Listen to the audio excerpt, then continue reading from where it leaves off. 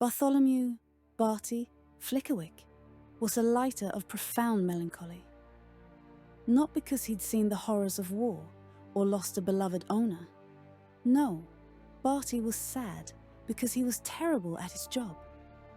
He was a novelty lighter, shaped like a tiny, bewildered badger, and his flint was, to put it mildly, temperamental.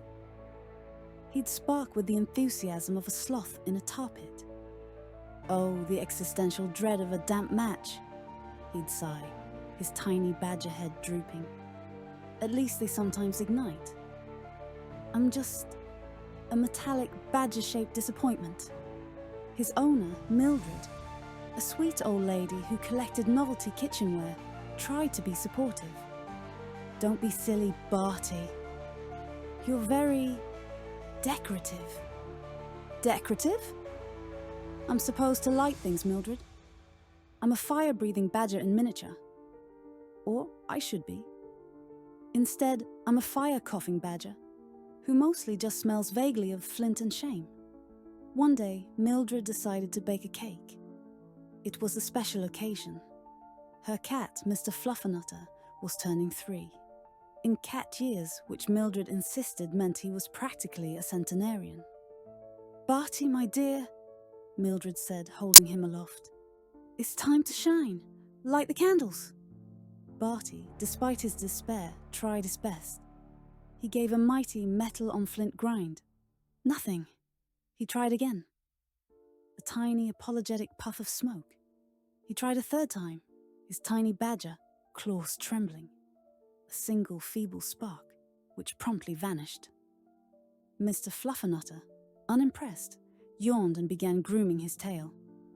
"Oh, bother," Mildred sighed, reaching for a box of matches.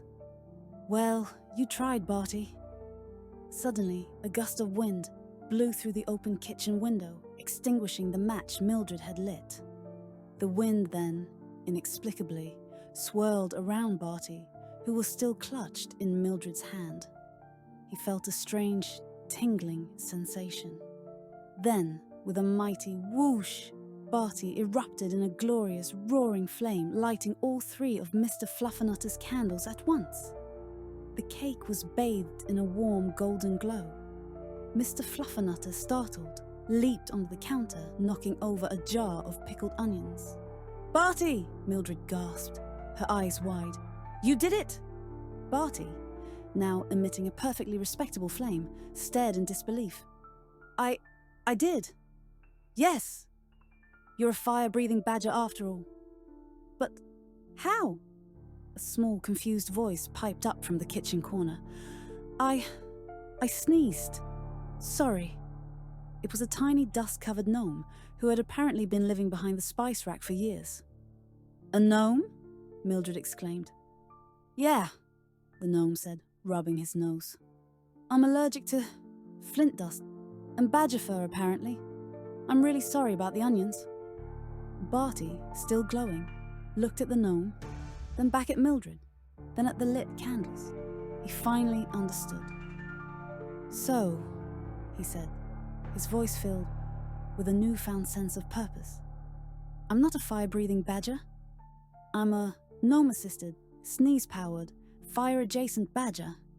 He paused, then added, "That's still pretty cool, right?" Mildred, suppressing a giggle, nodded.